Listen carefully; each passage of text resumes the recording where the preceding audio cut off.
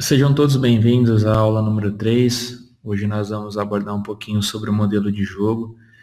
O modelo de jogo é um termo muito utilizado hoje em dia no futebol e é muito importante que a gente leve em consideração o que significa o modelo de jogo.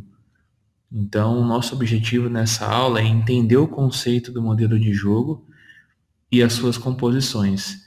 Essas composições vocês vão ver durante a aula que elas têm a ver tanto com o conceito técnico, mas também administrativo, cultural. Ele vai muito mais do que treino, do que tática. É muito importante a gente levar em consideração outros aspectos, inclusive sociais, dentro de um modelo de jogo.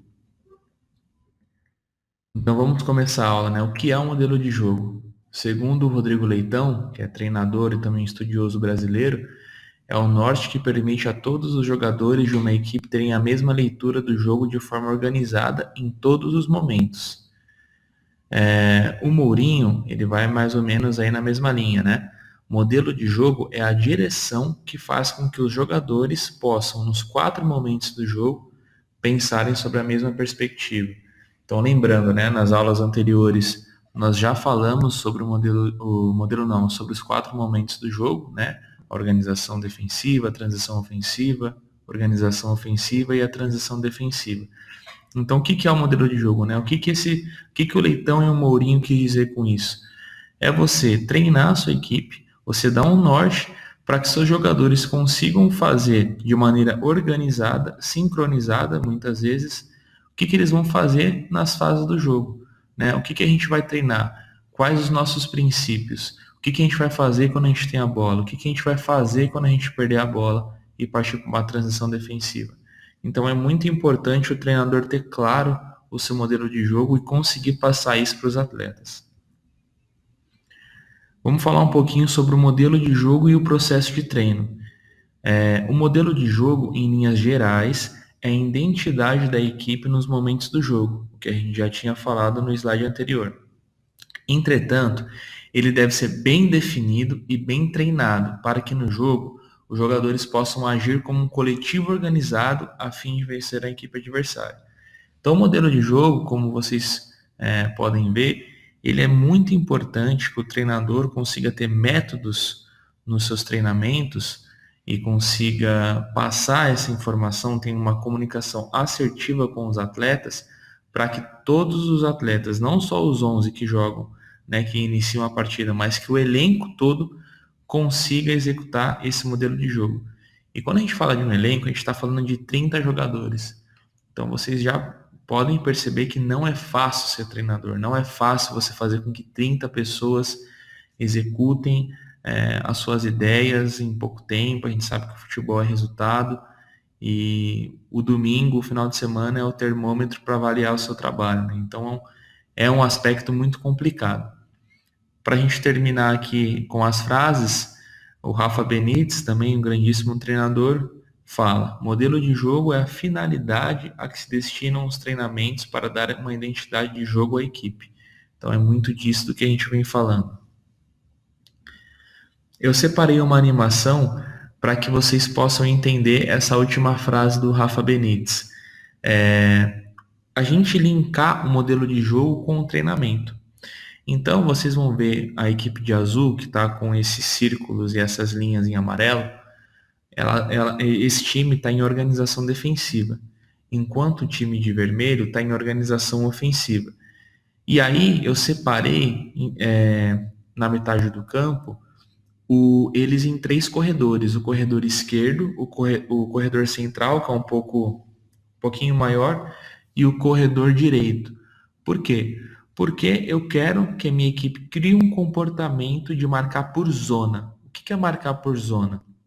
É você marcar os espaços de acordo com onde está a bola, não de acordo com onde está o adversário. O que isso significa? Por exemplo, se eu quisesse que a minha equipe marcasse individual, homem a homem, cada jogador vermelhinho ia ter um defensor meu.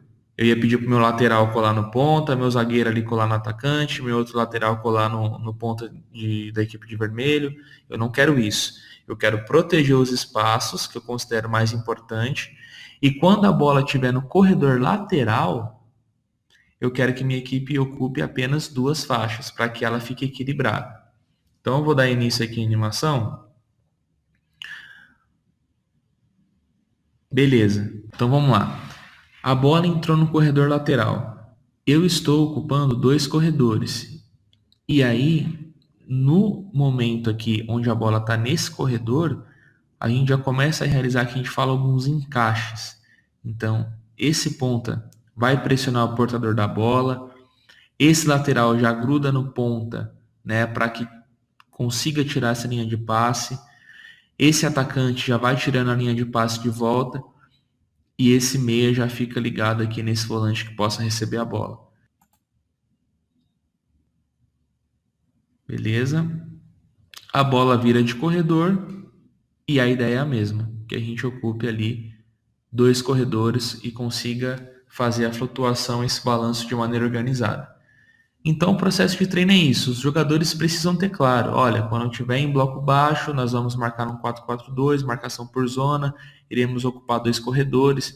Isso é uma coisa bem básica que eu estou falando, poderia entrar numa complexidade ainda maior, mas é só um exemplo para que vocês possam ter uma noção do processo de treino com o modelo de jogo. Então, eu falei no início da aula que a gente tem que levar em consideração não só os aspectos técnicos e táticos, mas também outros aspectos muito importantes na construção de um modelo de jogo. E eu coloquei alguns deles aqui que eu considero muito importante, né? As ideias do treinador, as características dos jogadores do elenco, o nível técnico e tático dos jogadores, cultura do clube, cultura do país e, por fim, da torcida. Ideias do treinador. Eu peguei aqui, talvez, aí os 2 treinadores mais renomados da última década, né, digamos assim, que é o Pep Guardiola e José Mourinho. A gente sabe que os 2 treinadores, eles foram vitoriosos, eles são vitoriosos e tiveram e têm uma carreira questionável, inquestionável. Eles ganharam tudo, fizeram equipes maravilhosas, muito bem organizadas. É óbvio que cada um tem sua preferência, mas é justamente por conta disso que eu trouxe esse slide. Então, por exemplo, quando você vai criar um modelo de jogo, você tem que levar em consideração as ideias do treinador. O Guardiola, ele é muito bom no jogo de posição, num jogo que propõe, um jogo de construção, de toques rápidos, de movimentação, de circulação de bola. O Guardiola gosta de criar as possibilidades, ele gosta que o seu time consiga ter finalizações a partir da criação da própria equipe dele.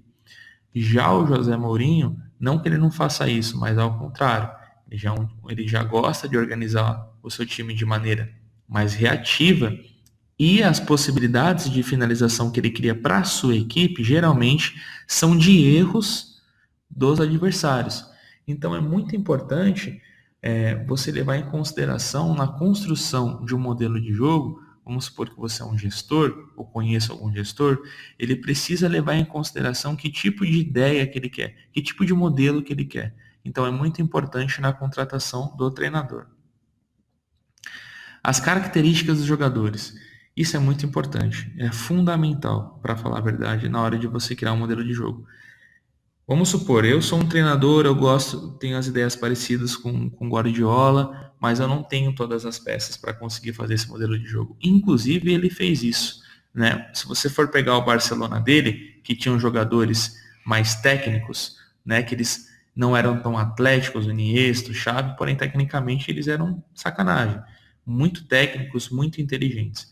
Então ele jogou um jogo mais apoiado, um jogo mais próximo, utilizando mais o espaço de habilidade, que vocês vão conhecer o que é isso nas próximas aulas. Então, ele utilizou esse modelo de jogo. Já no Bayern de Munique, a gente pode ver que foi um estilo diferente. Ele já usou mais os flancos, né, os corredores, muito cruzamento, utilizando essa bola aérea. Ele ainda tinha o toque de bola, a movimentação, isso aí é a característica dele. Mas ele fez algumas adaptações, assim como ele vem fazendo no Manchester City. Então eu peguei aqui o Adama Traoré, que é um excelente ponta, porém ele é um jogador de espaço de força. Já o Bernardo Silva, ele é um jogador de espaço de habilidade. Ambos são pontas, porém é diferente. As características são diferentes. Se eu quero um ponta mais construtor, que ele vai atuar mais por dentro, até mesmo para que o meu lateral ocupe mais esse espaço, talvez o Bernardo Silva ele seja melhor nas minhas ideias. Agora, se eu quero um jogador que vai ficar balançando na linha defensiva, na linha média, e eu quero explorar o contra-ataque, eu quero que ele tenha metros para percorrer, provavelmente o Adama Traoré, seja mais efetivo do que o Bernardo Silva para esse modelo de jogo. Então é muito importante a gente levar em consideração a característica do atleta. E eu trouxe aqui também 2 exemplos da cultura do clube. Não só as ideias do treinador, não só as características dos jogadores, mas a cultura do clube é muito importante. Eu peguei o exemplo aqui dos 2 rivais londrinos, o Arsenal e o Chelsea. O Arsenal, ele tem uma cultura de clube formador. Ou então, quando contratam jogadores mais novos para que possam lapidar e aí jogar da maneira como o Arsenal joga, desde que o Wenger chegou. Um jogo com muito toque de bola, um jogo mais visual, gosta de propor, independente do time que vai enfrentar. Então, isso é um modelo, uma cultura do clube que deve ser respeitado pelo treinador que chega. Não é qualquer treinador. Talvez o Mourinho já deu declarações, por exemplo, que gostaria de treinar o Arsenal. Mas talvez o Arsenal não tenha tido interesse no Mourinho justamente porque o Mourinho não tem as ideias do clube. Então, isso é muito relevante. Já o Chelsea, ele é um clube comprador. O Chelsea, desde que recebeu essa injeção de dinheiro do Abramovich, ele entra na parada para ganhar. Então, não que não seja importante para o Chelsea formar, e até tem formado excelentes jogadores, né? O James, o Mason Mount agora, mas o Chelsea, ele injeta muito dinheiro para ganhar. Mesmo com o Chelsea vai torrar dinheiro e vai investir para ganhar.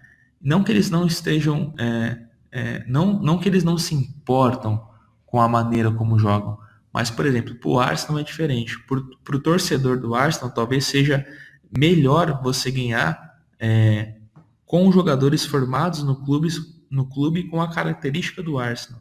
Talvez se o Arsenal começasse a comprar muitos jogadores, a torcida não ia aceitar muito bem. A cultura do país também é muito importante, tá? Muito importante. Eu peguei o exemplo aqui do nosso país, o Brasil, e do Uruguai, ambos aqui do nosso continente. O Brasil preza pela arte e pela técnica. Já o Uruguai preza pela garra e pela tática. Então é muito importante a gente levar isso em consideração. Em que contexto eu estou inserido? Se eu vou treinar um time brasileiro, muito provavelmente a nossa torcida, os nossos torcedores em geral, com algumas exceções talvez, vão querer jogadores técnicos, vão querer um futebol para cima, vão querer o drible, a caneta, enfim, tudo isso que a gente já é acostumado. Porque o brasileiro ele é acostumado, por exemplo, a gente tinha vários jogos de rua, o dibrinha. Quem nunca brincou de dibrinha? A gente privilegiava o drible, não o gol. Já no Uruguai é diferente a cultura.